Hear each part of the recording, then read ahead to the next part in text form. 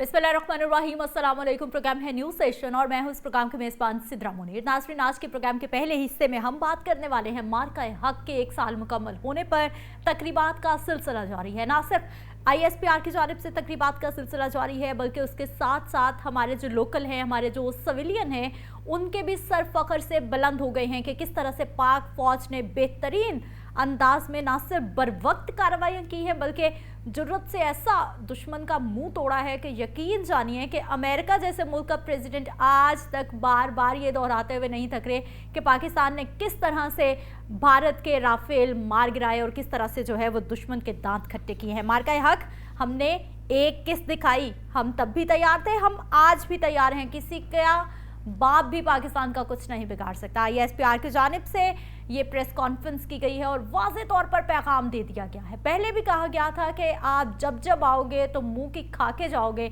और अब एक बार फिर 1 साल मुकम्मल होने पर सेलिब्रेशंस का सिलसिला भी जारी है। और ये भी बताया जा रहा है कि अगर दुश्मन ने अब फिर पाकिस्तान की तरफ आंख उठाकर भी देखने की कोशिश की तो उसकी आंखें नोच डाली जाएंगी, जिस तरह से पहले नोची गई हैं। इसी पे आज हम बात करेंगे कि पाक फौज का मार्का-ए-हक जिस कामयाबी के साथ हमने सरअंजाम दिया और उसके बाद 1 साल तक ना सिर्फ अंदरूनी मामलात बल्कि उसके साथ साथ बैरूनी मामलात फिर सालिसी का किरदार निभा रहे हैं। मशरिक़ वस्ता की सूरत हाल है पूरी दुनिया में, ना सिर्फ वज़ीर आज़म फील्ड मार्शल दोनों की वाह वाह हो रही है और ये पाकिस्तान के लिए बड़ा पॉजिटिव, बड़ा स्ट्रॉन्ग मूवमेंट है। इसी पे बात करेंगे। ब्रिगेडियर रिटायर गज़नफर डार साहब हमारे साथ मौजूद हैं। आप दिफाई तज्ज़ियाकार हैं सर, आपको खुश आमदीद कहते हैं, बहुत शुक्रिया आपके टाइम का। ब्रिगेडियर साहब, सर 1 साल मुकम्मल हो गया, हमें इस पे बात करते हुए इतनी खुशी हो रही है कि हम वो कौम हैं कि जिसने अपने से कई गुना बड़े दुश्मन को भी पीछे हटने पे मजबूर कर दिया। जी, हमारे लिए ये बड़ी फ़ख्र की बात है और अल्लाह ताला ने हमें पिछले साल मई से लेके अब तक जो कामयाबियों का एक बहुत बड़ा सफ़र है, ये कामयाबियों का सिलसिला हमें अता फरमाया। मैं समझता हूँ कि ये अल्लाह का ख़ास करम हमारी कौम पे हुआ और इसकी वजह ये भी थी कि हमारी अफ़वाज पाकिस्तान ने मुकम्मल तौर पे तैयारी की हुई थी इस लम्हे की, और हमें ये अंदाज़ा था कि हमारा दुश्मन जो है वो किसी तौर पे हमें तस्लीम करने को तैयार नहीं है और जब भी उसको मौका मिला वो ज़रूर हम पे वार करेगा। और हमने लास्ट ईयर देखा कि वो किया, लेकिन चूँकि हमने तैयारी की हुई थी तो फिर हमने उसके साथ जो उसको जिस तरीके से उसका हमने उसको डिफीट किया, मैं समझता हूँ ये अल्लाह का खास करम है। और उसके बाद फिर कामयाबियों का जो सफ़र जारी हुआ है, जिसमें पाकिस्तान की मिलिट्री कामयाबियों के साथ साथ जो डिप्लोमेटिक हमारी सक्सेसेस हैं और डिप्लोमेसी में जो हमें कामयाबियाँ मिली, जो दुनिया में हमारा मुकाम बढ़ा, और अब हम एक ऐसी जगह पर पहुँचे हैं कि जहाँ पे हम दुनिया की ताकतों के दरमियान में सालिसी का किरदार अदा कर रहे हैं, मीडिएशन कर रहे हैं, और हमारा रोल जो है वो इस रीजन में, साउथ एशिया में और मिडल ईस्ट में एक ऐसी ताकत का हो गया है जिसको स्टेबलाइजिंग पावर हम कहेंगे। और मिडल ईस्ट की सिक्योरिटी में भी पाकिस्तान को एक ऐसा ख़ास मकाम हासिल हो गया है कि जो पहले हम लास्ट ईयर जब मई से पहले, जंग से पहले हमारे अवाम और हम लोग इसका तसव्वुर भी नहीं कर सकते थे।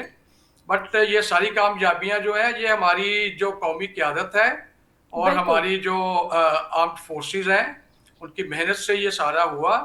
और हमारे फॉरेन ऑफिस जो है उसने भी बहुत मेहनत की इसमें, और मैं समझता हूं कि इन सब लोगों की मेहनत और नेक नीति का नतीजा है कि आज पाकिस्तान एक ऐसे मुकाम पे खड़ा है कि जिस मुकाम को पूरी दुनिया रिकॉग्नाइज कर रही है और अप्रिशिएट कर रही है। कोई शक नहीं। ब्रिगेडियर साहब, फॉल्स फ्लैग ऑपरेशन की हम 1 साल से बात कर रहे हैं, पहलगाम वाक़े की भी हम बात करते हैं कि किस तरह से भारत की जानिब से पहले पहलगाम वाक़या और उसके बाद जो है वो उसको बयानिया बनाने की किस तरह से कोशिश की गई। आज बाकायदा जो है वो ISPR की जानिब से सवालात भी पूछे गए कि हम तो कह रहे हैं कि सबूत सामने लाओ, आप सबूत सामने लाने में मुकम्मल तौर पर नाकाम हो चुके हो, सिर्फ आप हवा में तीर चलाते जा रहे हो।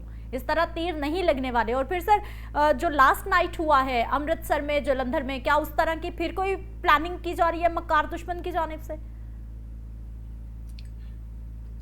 मैं समझता हूं कि जो पहलगाम वाला वाकया था जी। वो तो डेफिनेटली साबित हो गया कि वो एक फॉल्स फ्लैग ऑपरेशन था। हम्म। उसकी वजह यह है कि इंडिया ने जब सबूत मांगे हैं, ना सिर्फ पाकिस्तान ने बल्कि सारी वर्ल्ड कम्युनिटी ने उनसे सबूत मांगे हैं, बिल्कुल। इन्होंने सबूत देने की बजाय पाकिस्तान पे हमला कर दिया। देखिए ये एक माइंडसेट को इंडिकेट कर रहा था उस वक्त कि इंडिया जो है वो तकब्बर और गुरूर के एक ऐसे मुकाम पे पहुंच चुका था कि वो समझता था कि वो पाकिस्तान को किसी तरह से भी डील कर सकता है, किसी तरह से भी ट्रीट कर सकता है जैसे वो चाहता है। तो इसलिए फॉल्स फ्लैग ऑपरेशन किया गया। अभी जो आप अमृतसर और जलंधर का बता रहे हैं, ये उसमें मैंने देखा है जो एक्सप्लोजन हुआ है। एक एक्सप्लोजन में मैंने देखा कि एक बंदा भी पास खड़ा था, लेकिन वो वहां से निकल गया है, सही। जिससे लगता है कि ये कोई हाई एक्सप्लोसिव नहीं था, वरना उससे फिर जो श्रैपनल निकलते हैं उससे बंदा कोई निकल नहीं सकता, वो उधर ही मौके पे ही उसकी जान चली जाती है। सही। तो ये भी मुझे लगता है कि कोई ऐसा खास वाकया नहीं है इसमें। अगरचे वहां के एक ऑफिशियल ने बात की है पाकिस्तान की, बट वो भी उन्होंने केयरफुली की है और यही कहा है कि हम तहकीकात कर रहे हैं। बट हम तैयार हैं, पाकिस्तान तैयार है जी। और इंशाल्लाह अगर हमारा दुश्मन फिर भी हमारे साथ हमारे सामने आने की कोशिश करेगा, हमारे ललकारेगा, तो उसको उससे भी सख्त जवाब दिया जाएगा जो कि पिछले साल दिया था।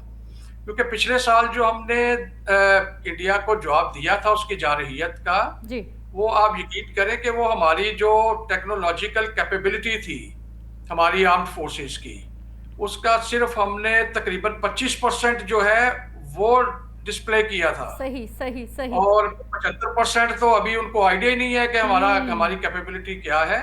तो अगर इनको दोबारा जरूरत होगी तो नहीं, लेकिन अगर दोबारा जरूरत हुई तो पहले से भी ज्यादा इनको मुश्किल सूरत हाल का सामना करना पड़ेगा, एम्बैरेसिंग सूरत हाल का सामना करना पड़ेगा। बट मेरा अपना ये ख्याल है कि अभी वो जो उनकी हालत हुई है वो पाकिस्तान की तरफ डायरेक्ट आने की कोशिश नहीं करेंगे। प्रॉक्सीज जो हैं जैसे ये टीटीपी ख्वारिज हैं या बलोचिस्तान में लैद की पसंद है, इनके जरिए पाकिस्तान में प्रॉब्लम क्रिएट करने की कोशिश करेंगे। डायरेक्ट इनको आने की जरूरत मेरा नहीं ख्याल के होगी। फिर यह है कि पाकिस्तान जो है, पाकिस्तान की अभी जो टेक्नोलॉजी है वार फाइटिंग की, सही। इसको ओवरऑल अगर जायजा लिया जाए तो हम इंडिया से कम 10 साल आगे हैं। तो 10 साल अगर हम आगे हैं तो फिर आप इमेजिन करें कि ये जब 10 साल कवर करके इंडिया हमारे लेवल पे आएगा तो हम उस 10 साल बाद कहाँ पे होंगे। बिल्कुल। तो ये जो हमने सुपीरियरिटी अल्हम्दुलिल्लाह इंडिया के ऊपर अपनी बर्तरी कायम की है मार का हक के बाद, वो बर्तरी जो है उसको हमने मेंटेन रखना है। और हमारी बार प्रेपरेशंस जो है हमारे दुश्मन को पता होना चाहिए कि वो किसी वक्त भी कम नहीं होगी और जब भी वो आएगा हम उसको मुंह तोड़ जवाब देंगे। ब्रिगेडियर साहब, और पूरी कौम जो है वो आर्म्ड फोर्सेस के पीछे खड़ी है पूरे अज़्म के साथ। बिल्कुल। ब्रिगेडियर साहब, मुझे सर ये बताइएगा, मार्का हक में पाकिस्तान की शानदार कामयाबी, पहलगाम का ड्रामा किस तरह से बेनकाब हुआ, फिर उसके बाद पुलवामा की हम बात करना नहीं भूलते, फिर उसके बाद हमने देखा कि जो मिडल ईस्ट की सिचुएशन है उसमें जब पाकिस्तान ने अपना किरदार निभाना शुरू किया और पूरी दुनिया ने पाकिस्तान की तारीफ की है, ना सिर्फ हमारी अस्करी क़यादत की बल्कि हमारी सियासी क़यादत की भी तारीफ की जा रही है। तो ये तमाम वो चीज़ें हैं कि जो मेरा ख्याल है कि दुश्मन के लिए डाइजेस्ट करना बहुत मुश्किल हो रहा। जी बिल्कुल, आपने बिल्कुल ठीक फरमाया, ये ऐसा ही है। मैं थोड़ा सा आपको एक हिस्टोरिक पर्सपेक्टिव इसका देता हूँ। मुतहिदा हिंदुस्तान में जब ब्रिटिश कॉलोनियल राज था तो वहां पे एक वायसराय आए थे, लॉर्ड कर्जन जी। ये 1899 से लेके 1905 तक ये वायसराय रहे हिंदुस्तान के। सही। इन्होंने एक कॉन्सेप्ट दिया था कि इंडिया चूंकि बड़ी पावर है इस खित्ते की, तो इंडिया की जो डोमिनेशन है वो और उसकी जो पावर का इन्फ्लुएंस है वो पर्शियन गल्फ से लेके फार ईस्ट तक, साउथ ईस्ट एशिया तक होना चाहिए। तो ये उन्होंने कॉन्सेप्ट उस वक्त दिया था जब मुत्तहिदा हिंदुस्तान था, और उसके बाद ये कॉन्सेप्ट जो है ये इंडिया की, अभी इंडिया की फॉरेन पॉलिसी जो है ये उसका हिस्सा बन चुका है, और ये मेंटली तौर पे उससे दूर नहीं हो पा रहे। सही। इसलिए ये ब्रिगेडियर चाहते साहब, हैं कि इस पूरे रीजन के अंदर मिडल ईस्ट से लेके फार ईस्ट तक इंडिया की डोमिनेशन रहे, लेकिन अभी इंडिया की वो कैपेबिलिटी नहीं है। ठीक। और फिर जब इंडिया डिवाइड हुआ है और पाकिस्तान बना है, तो उससे ये हुआ कि इंडिया का मुत्तहिदा हिंदुस्तान का जो ब्रिगेडियर साहब, सर ऐसा है कि जो ये आपने भी तारीख का हवाला दिया है और जिस तरह से भारत की जानिब से भी प्लानिंग की जाती है या फिर उनकी खारजा पॉलिसी है, सर मुझे ये बताइए कि कहीं ना कहीं भारत इस खारजा पॉलिसी के साथ, इस माइंडसेट के साथ आपको लग रहा है फ़ायदा ले रहा है या फिर मुसीबत में पड़ता जा रहा है? क्योंकि हमने देखा कि पहले अमेरिका के साथ भी बड़े अच्छे ताल्लुकात थे, उसके बाद जो है वो प्रेसिडेंट ट्रंप भी नाराज़ हो गए और इस वक्त जो सिचुएशन चल रही है, क्या फ़ायदा हो रहा है उसको? प्लीज़ शॉर्टली आंसर कीजिएगा क्योंकि हमारे पास थोड़ा सा टाइम कम है सेगमेंट का। Thank you ji sir. जी, मैं ये समझता हूँ कि इंडिया के पास, इंडिया को इसका फायदा इसलिए नहीं हो रहा कि इंडिया है तो वो लॉर्ड कर्जन वाले माइंडसेट में ही फॉरेन पॉलिसी उसी तरह चला रहा है। सही। लेकिन इंडिया का वेर विदाल वो नहीं है, उसका पावर स्ट्रक्चर जो है वो नहीं है कि वो ये सारा काम कर सके, क्योंकि इसमें से कुछ रीजन है जो पाकिस्तान डोमिनेट कर रहे हैं और पाकिस्तान न्यूक्लियर पावर है। सही। तो इसलिए अभी इंडिया के लिए ये पॉसिबल नहीं है। फिर इंडिया के लिए ये इसलिए भी पॉसिबल नहीं है कि जब पाकिस्तान ने इंडिया को मई 2025 में शिकस्त दी है, तो इंडिया जिस चीज पे बैंक कर रहा था कि मैं इस रीजन को डोमिनेट कर लूंगा, वो उसकी अमेरिका के साथ स्ट्रेटेजिक पार्टनरशिप थी। सही। लेकिन जब पाकिस्तान ने शिकस्त दी है इंडिया को, तो अमेरिका ने वो स्ट्रेटेजिक पार्टनरशिप जो है उसको डाउनग्रेड कर दिया, क्योंकि बिल्कुल वो सही। स्ट्रेटेजिक पार्टनरशिप थी चाइना के खिलाफ। बिल्कुल सही। तो जब अमेरिका ने देखा कि इंडिया तो पाकिस्तान के खिलाफ लड़ने के काबिल नहीं है, तो चाइना के खिलाफ कैसे लड़ेगा, सही। तो वो स्ट्रेटेजिक पार्टनरशिप जो है उन्होंने डाउनग्रेड कर दी है। और इसलिए इंडिया और अमेरिका के ताल्लुकात आप देखते हैं कि वो पहले से गर्मजोशी या वो नहीं है जो कि एग्जिस्ट करता था। तो पाकिस्तान की फतह की वजह से और पाकिस्तान ने जो रोल प्ले किया है इस जंग में, जो फतह ली, उससे फिर अमेरिका जो है वो पाकिस्तान की तरफ आ गया, क्योंकि अमेरिका ने बिल्कुल ये ऐसा देखा। है। सुपर पावर हमेशा उन ममालिक को ही पसंद करती है जो कि मतलब नक्शे पर जो है वो उभर के सामने आते हैं।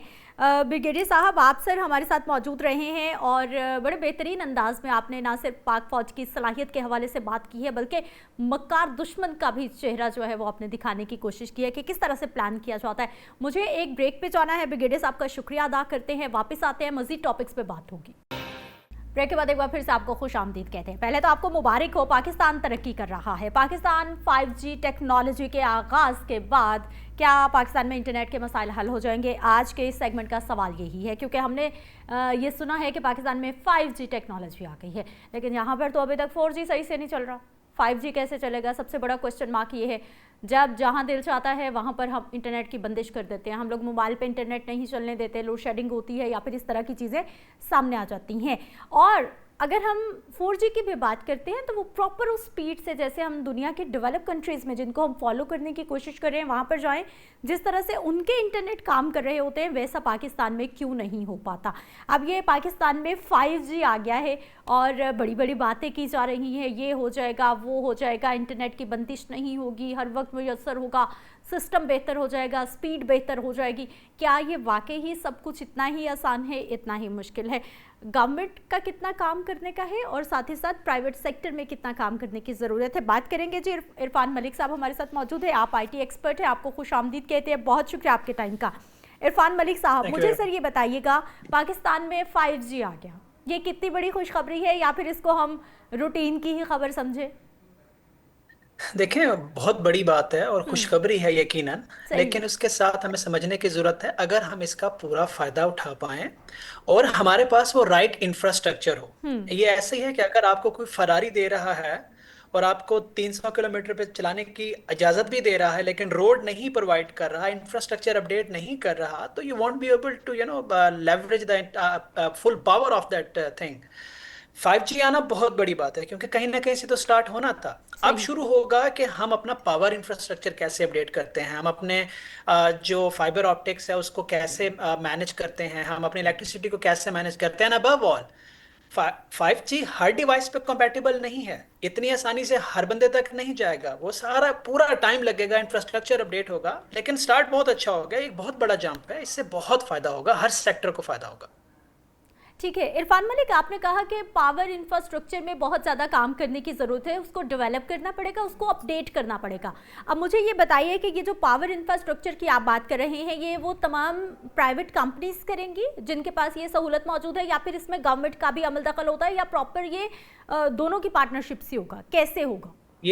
ये तीनों की पार्टनरशिप से होगा। कंज्यूमर को भी अपग्रेड करना है, गवर्नमेंट को भी अपग्रेड करना है, प्राइवेट कंपनीज को भी अपग्रेड करना है। मैं आपको बता रहा हूँ कि अगर कंज्यूमर के पास डिवाइस ही नहीं है जिस पे 5G कंपैटिबल हो, तो मुझे भी अपग्रेड करना है। सही। गवर्नमेंट को इंफ्रास्ट्रक्चर अपग्रेड करना है, कंपनीज को हैवी इन्वेस्टमेंट करनी है, प्राइसेस ऊपर जाएंगी और बहुत सारे मसले आएंगे। और उनमें से सबसे बड़ा मसला मैं आपको बताता हूँ, जो चैलेंज है, जब आप 5G इंट्रोड्यूस करवाते हैं तो आपके साइबर थ्रेट्स बहुत तेजी से ऊपर जाएंगे। तो उसके लिए आपको साइबर सिक्योरिटी इंफ्रास्ट्रक्चर भी उसी स्पीड से अपडेट करना पड़ेगा।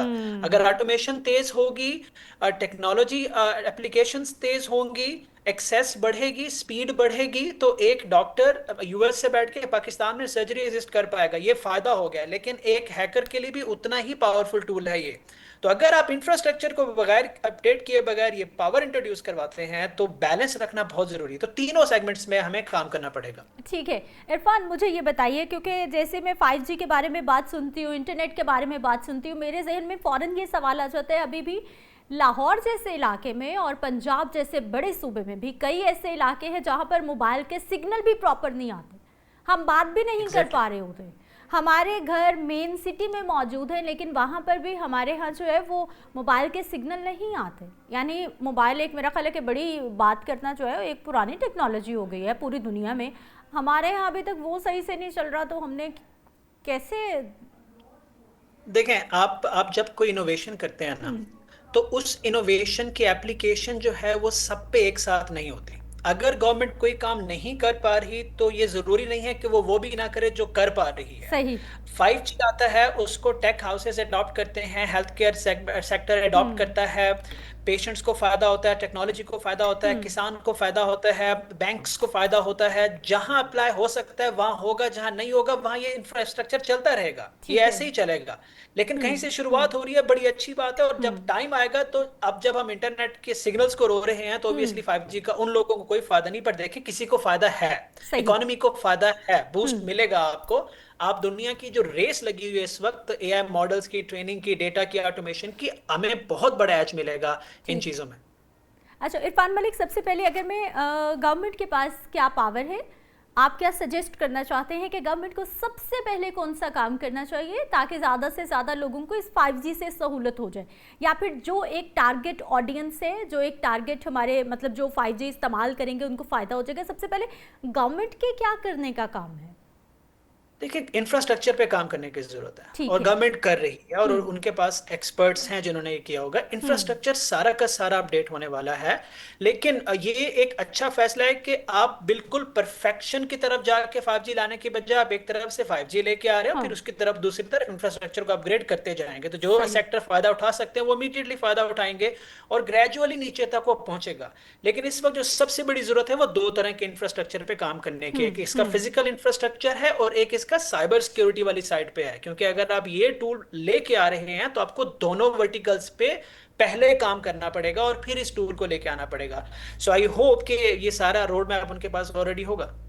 सही। इरफान, जब हम बात करते हैं डेवलपमेंट की, जिद्दत की, तो बहुत सारी चीज़ें हमारे सामने आते हैं जो कि हम अपने आसपास के माहौल से ही, ये सवालात मेरे भी जहन में जन्म लेते हैं जो मैं देख रही होती हूँ।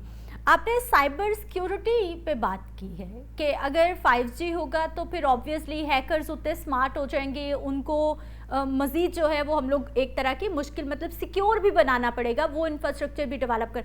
अभी हमारे पाकिस्तान की अगर हम बात करते हैं तो हम साइबर सिक्योरिटी में आप कितने नंबर देंगे? हमने कितना इसको प्रायोरिटाइज किया है कि एक तो हमें पता हो कि इंटरनेट का या फिर सोशल मीडिया का कैसे इस्तेमाल करना है, और दूसरा ये कि सिक्योरिटी को कैसे यकीनी बनाना है, अगर किसी के साथ कुछ हो जाता है तो फिर उसके साथ क्या मामला होता है? इदारे कितना स्मार्टली वर्क कर रहे हैं? ये बड़ा टफ क्वेश्चन है, इसको नंबर एलोकेट करना फेयर नहीं होगा, लेकिन मैं आपको ये बता सकता हूँ हम बहुत पीछे हैं। अगर बहुत दुनिया पीछे इस वक्त, मैं दुनिया को 10 में से 8-9 नंबर दूंगा। मैं यूएस में काम करता हूँ, सऊदी में करता हूँ, यूके में करता हूँ। हम्म। हमारे यहाँ स्टैंडर्ड्स नहीं है, एनीवन सही। कैन लॉन्च एनीथिंग, कोई चेक एंड बैलेंस नहीं है। पॉलिसीज नाम की पॉलिसीज हैं, अकाउंटेबिलिटी नहीं है, इम्प्लीमेंटेशन नहीं है, स्ट्रक्चर सही। नहीं है। हम्म। बट जो अच्छी चीज है, जो पॉजिटिव चीज है, जो मैं एक हिंट देख रहा हूँ कि इस पे बात हो रही है, इसको हम्म। इसको ध्यान में रखा जा रहा है, इसको इंपॉर्टेंस दी जा रही है, इस हद तक ठीक है। अगर एज ऑफ नाउ मुझसे पूछें कि पाकिस्तान कितना स्ट्रांग है साइबर सिक्योरिटी में, हम्म। अब पाकिस्तान की बात करें तो मैं पाकिस्तान में सिर्फ खास इदारों की बात नहीं कर रहा, वो बहुत स्ट्रांग है। मैं सही। आम बंदे की बात कर रहा हूं, मैं आम हम्म। इदारों की भी बात कर रहा हूं कि एज ए कॉम हम कितना प्रोटेक्टेड है, हमारी पॉलिसीज क्या हैं, वो हम्म। एप्लीकेबल है क्या। मैं अगर कुछ लॉन्च करता हूं तो मेरे लिए कुछ चेक एंड बैलेंस है कि मैं कोई भी वेबसाइट लॉन्च कर दूं, कोई भी हेल्थ केयर का पोर्टल हम्म। लॉन्च कर दूं, किसी चेक एंड बैलेंस से नहीं गुजरना पड़ता। तो ओवरऑल देखें तो बहुत वीक है, लेकिन अगर हम सर्टेन इदारों को देखें तो उनके पास साइबर सिक्योरिटी बहुत अच्छी है, लेकिन ओवरऑल हम बहुत पीछे हैं अभी। सही। इरफान, आपने खुद ही कहा कि साइबर सिक्योरिटी अगर पीछे है तो ऑब्वियसली हमारी प्रायोरिटी नहीं है। हम दुनिया को देखकर किसी भी नई चीज़ को अडॉप्ट तो कर लेते हैं, लेकिन हम उसका गुड और बैड यूज़ सिखाना भूल जाते हैं कि ये कैसे आपके लिए बेनिफिशियल हो सकता है और किस तरह से आपने इसके डैमेजेस से बचना है। ये अवेयरनेस कैंपेन, लोगों को एजुकेट करना, या फिर अपने बच्चों को बचपन से ही, अगर हम टेक्नोलॉजी के दौर में जिंदा हैं तो फिर बच्चे को तो पहली क्लास से पढ़ना चाहिए कि टेक्नोलॉजी क्या है और इसको अच्छे तरीके से कैसे यूज़ करना है, उसके बुराइयों से किस तरह से बचना है। एजुकेशन तो है ही नहीं।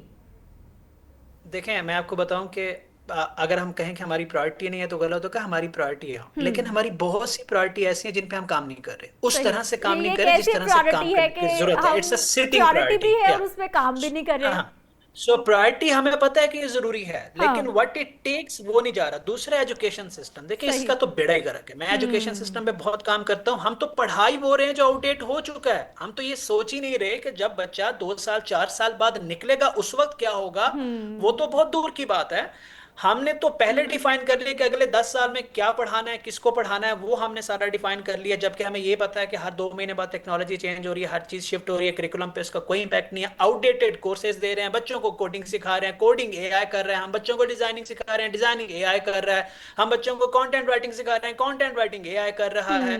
हम नंबर गेम कर रहे हैं कि हमने इतने कोर्सेज लॉन्च किए, इतने यूथ को कंपेयर किया, हमने इतने यूथ को एम्पावर किया। हम टैलेंट को बूस्ट कर रहे हैं कि हमारे पास इतना टैलेंट है। ये नहीं सही। देख रहे कि कैपेबल लोग कितने हैं, वो अवेयर कितने हैं, उनको इनसाइट्स कितनी पता है, वो दुनिया के साथ कितने कंपैटिबल हैं। यहाँ पे सारे चैलेंजेस आ रहे हैं। Education system, courses is a number game, is a business हमारे पास है। जब तक आपकी बात बिल्कुल सही है, अगर ये सिस्टम ठीक नहीं होगा तो टेक्नोलॉजी का सही इस्तेमाल नहीं होगा। यस। आप बहुत सारी मूवीज जल्दी डाउनलोड कर लेंगे, मैं आपको बताता हूँ ये फायदा होने वाला है 5G का। लेकिन अगर आप इन लोगों को एम्पावर कर दें तो बहुत सारे सॉफ्टवेयर जल्दी बनेंगे, ठीक बहुत है। सारी इनोवेशन जल्दी ठीक होगी। अब आपने एक है। मूवी को बस 1 मिनट में डाउनलोड करवा दिया होगा, अगर आप अवेयरनेस नहीं करते और 5G दे देते हैं, दैट्स गोना बी द सही। डिफरेंस। सही। बहुत शुक्रिया इरफान मलिक, आप हमारे साथ मौजूद रहे और कोशिश की है कि जो मसाइल हम देखते हैं या फिर जो सवालात हमारे जहन में इंटरनेट को लेकर आते हैं उन पे तमाम पे बात हो जाए। मैं एक ब्रेक पे जाऊंगी, वापस आएंगे, कुछ मजीद टॉपिक्स है उन पे बात होगी।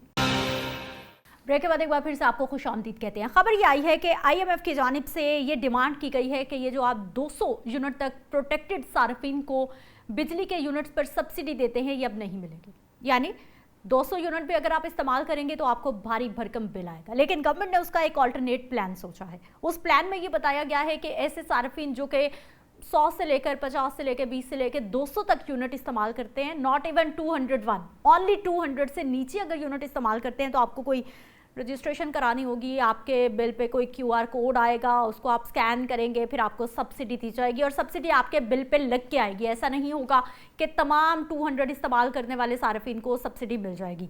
अब ये क्या प्लान बनाया जा रहा है, क्योंकि गवर्नमेंट ने पहले माजी में हमने बहुत सारे देखे कि प्लान बना दिए जाते हैं लेकिन उन पे अमल दरामद बहुत बड़ा क्वेश्चन मार्क लग जाता है, अमल दरामद नहीं हो पाता।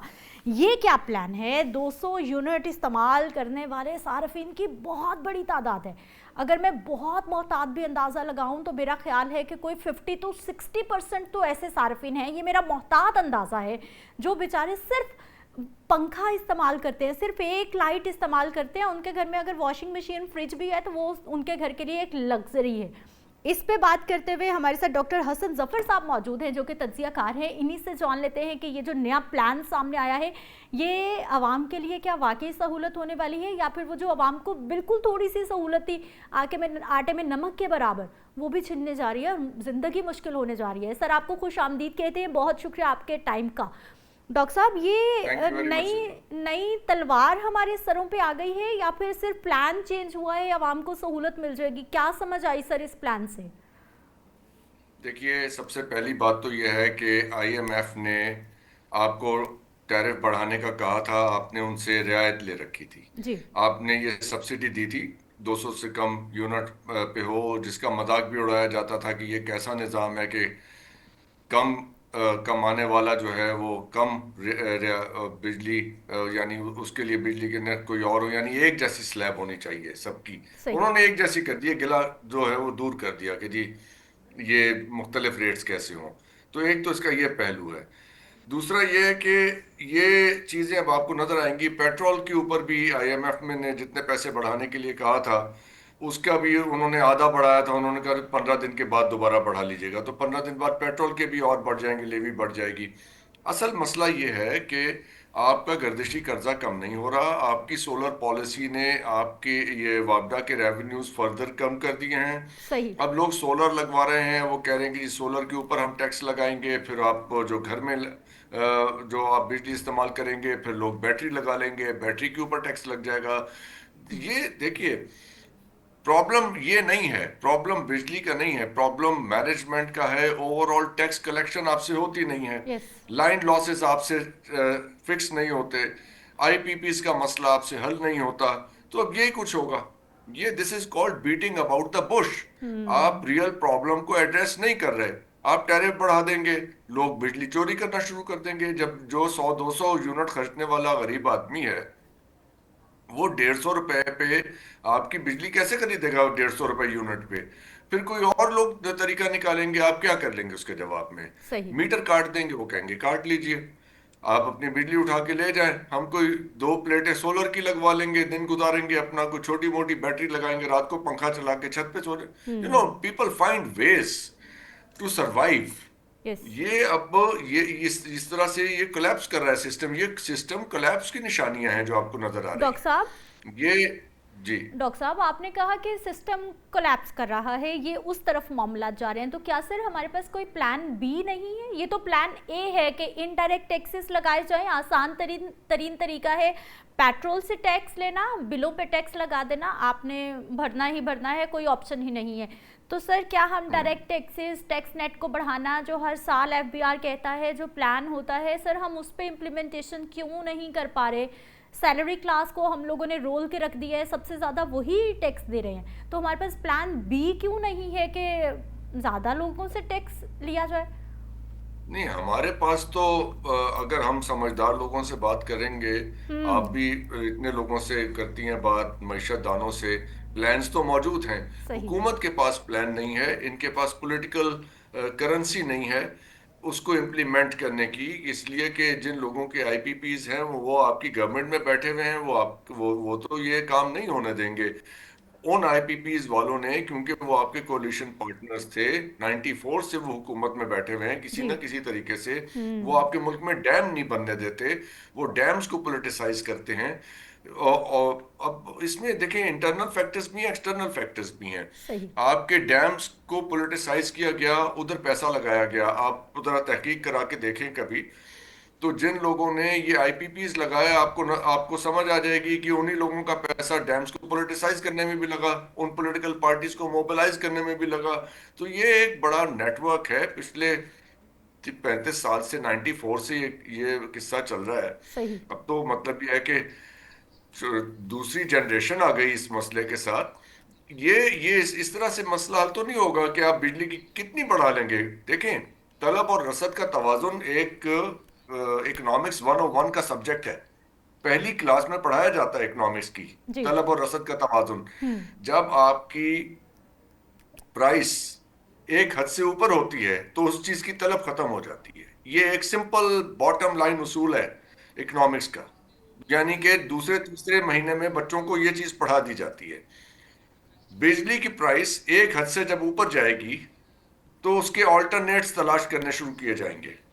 अभी आप देख लीजिएगा ये होगा, तो इससे आप इस बात पे बिल्कुल यकीन रखिए कि हुकूमत के रेवेन्यूज नहीं बढ़ेंगे, सही। इससे हुकूमत के रेवेन्यूज कम होंगे, बिजली चोरी होगी।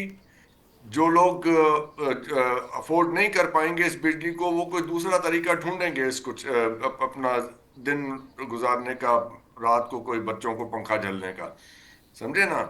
तो इससे रेवेन्यू नहीं बढ़ेगा, ये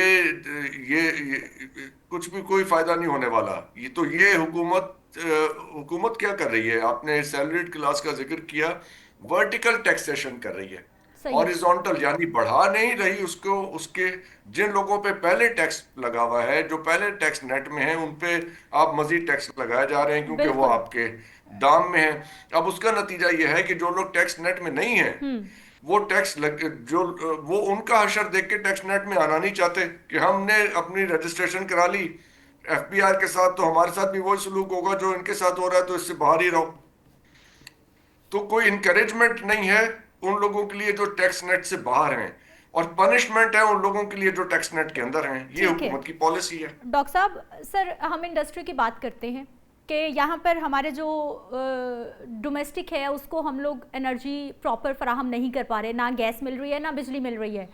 उधर हम कहते हैं जी बाहर से लोग आएँ, पाकिस्तान का मुस्बत इमेज हो गया है, इन्वेस्टमेंट करें यहाँ पे इंडस्ट्री। सर कौन आएगा, किस तरह से इंडस्ट्री लगेगी? फिर हम लोग तो बाहर की तरफ, दूसरी दुनिया की तरफ ही जाएंगे। और दूसरी सर, आईपीपीस की आपने बात की है, क्या आईपीपीस का हमारे पास कोई भी ऑल्टरनेट है ही नहीं, किसी हुकूमत के पास नहीं है? क्योंकि ये 94 से आज तक भी अगर बात करें तो आईपीपीस का मुसलसल ऑल्टरनेट है जी।